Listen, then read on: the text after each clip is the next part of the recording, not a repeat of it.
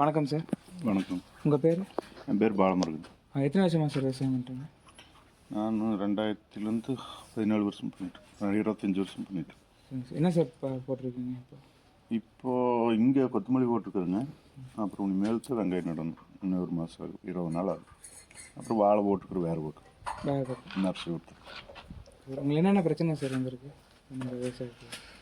பிரச்சனைனா ஆளு பற்றாக்குறை. எல்லோரும் சொல்கிறது தான், வேலை வைக்கிறது இல்லை. அதுக்கு உரம் மருந்தெல்லாம் விலை அதிகமாக போயிடுது. Okay okay. புதுமையான விவசாயம் எதாவது பண்ணுறீங்களா? புதுமையான விவசாயம், ஆர்கானிக் ஃபார்மிங், அதாவது மற்றவங்கள கம்பேர் பண்ணும்போது நீங்கள் ஏதாவது புதுசாக எல்லாம் பண்ணுறது இல்லை. எல்லோரும் பண்ணுறது மாதிரி தான் பண்ணிட்டு எல்லாம் பண்ணுறாங்க. இந்த இயற்கை வேளாண்மை அந்த மாதிரி எதுவும் பண்ணுறது எதுவும் பண்ணல. மற்றவங்க எல்லாருமே அதான் பண்ணிகிட்டு இருக்காங்க. நம்ம எதுவும் புதுசாக ட்ரை பண்ணலாம்னு ஐடியா இருக்குங்களா? இயற்கை வேளாண்மை பண்ணுறதுக்குன்னா அது இன்னும் இல்லை. இப்போ ஃபெர்டிலைசர் அது இதெல்லாம் காஸ்ட் ஜாஸ்தி ஆகுது. அப்புறம் அதுக்குண்டான செலவு இப்போ நார்மலான இது பண்ணுறோம்னா ஒரு ஏக்கராவுக்கு 1 லட்சம் செலவாகுதுன்னா 2 லட்சம் செலவாகுது. அதுக்கு தகுந்த மாதிரி ஈல்டு அது வர்றதில்லை. நம்ம இந்த பக்கம் எதுவும் ஈல்டே வர்றது இல்லைங்களா? இப்போ மற்ற சைட்லாம் போயிட்டு அந்த பன்னிமடை அங்கெல்லாம் போய் கேட்டோம்னா நிறைய பேர் அங்கே ஆர்கானிக் பண்ணிகிட்டு இருக்கிறாங்க. அவங்களுக்குலாம் ஈல்டு நல்லா இருக்குன்னு சொல்கிறாங்க. ஆனால் இந்த பக்கம் பார்க்கும்போது யாருமே ஈல்டே இல்லை, ஆர்கானிக்கில் பண்ணால் ஈல்டு இல்லைன்னு சொல்கிறாங்க. இந்த ஆர்கானிக் பண்ணுறவங்க 1/4 ஏக்கரா 1/2 ஏக்கரா பண்ணுவாங்க. அவங்களுக்கு மெயின்டைன் பண்ணும்போது இப்போ செலவு பண்ண முடியும். ஆனால் நம்ம பண்ணுறது ஒரு கொத்தமல்லி போட்டால் மினிமம் 1 ஏக்கரை போடுறோம். வெங்காயம் போட்டால் மினிமம் எப்படியும் 5 ஏக்கரை 10 ஏக்கரை போடுவோம். வாழை போட்டால் 5 ஏக்கரை போடுவோம். அப்போ காஸ்ட் ஜாஸ்தி ஆகுது. மொத்தமாக நம்மளால் இன்வெஸ்ட் பண்ண முடியாது. தடாகத்துல எல்லாம் போடுறாங்கன்னா அவங்க 1/2 ஏக்கரை போடுறாங்க, ஆர்கானிக்னு சொல்லி விற்கிறாங்க. நம்ம 5 ஏக்கரை கொத்தமல்லி ஒட்டுக்க கொண்டு போய் ஆர்கானிக்னு சொல்லி அழிக்க முடியாது. அவங்க அளவாக ஒரு 10 சென்ட் 5 சென்ட் போடுவாங்க.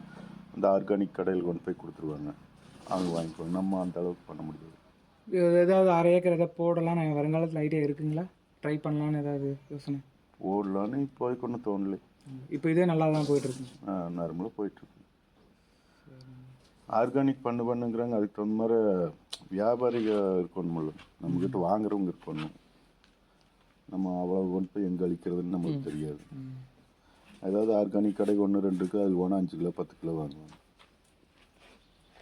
இந்த புதுமையான விவசாயத்தை பற்றி உங்கள் கருத்து என்ன தெரிஞ்சுக்கோங்க? எனக்கு அதை பற்றி ஐடியா இல்லை. பண்ணலாம், எனக்கு அதை பற்றி தெரியல. பண்ணினதில் ஏதாவது கொஞ்சம் பண்ணியிருந்தா சொல்லலாம். வருங்காலத்தில் விவசாயத்தை பயனுள்ளதாக மாற்றுறதுனா என்ன பண்ணலாம்? உங்களோட கருத்து? இப்போ இருக்கிற விவசாயம் மாட்டோம்னா விலை நிர்ணயம் பண்ணணும்.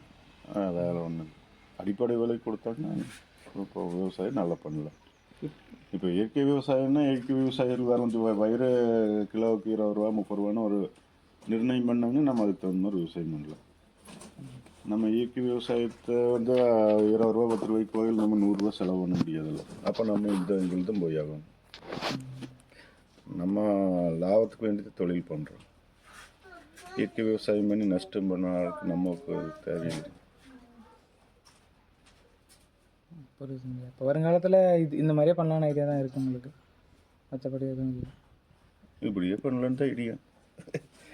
மறுபடியும் அதாவது கவர்மெண்ட் பார்த்து ஏதாவது இயற்கை விவசாயம்னா நாங்களே பர்ச்சேஸ் பண்ணிக்கிறோம். ரேஷன் கடையில் அது மாதிரி ஏதாவது நாங்களே விற்றுக்கிறோம். இயற்கை பொருளை மானியம் கொடுத்து விற்றுக்கிறோம். நாங்கள் உங்கள்கிட்ட இன்னும் ரேட்டு வாங்கிக்கிறோன்னா நாங்கள் விலை வச்சு தருவோம். எங்களுக்கு லாபம் வந்ததுன்னு நம்ம தந்து போக வேண்டியது. இயற்கை விவசாயம் செயற்கை விவசாயம்.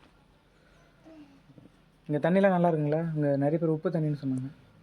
தண்ணியெல்லாம் இது ஃபஸ்ட்டு தோட்டம் மண்ணில் 350 அடியில் இருந்தது. இப்போ 1300 அடி 300 அடிக்கு போயிடுது. உப்பு வருது.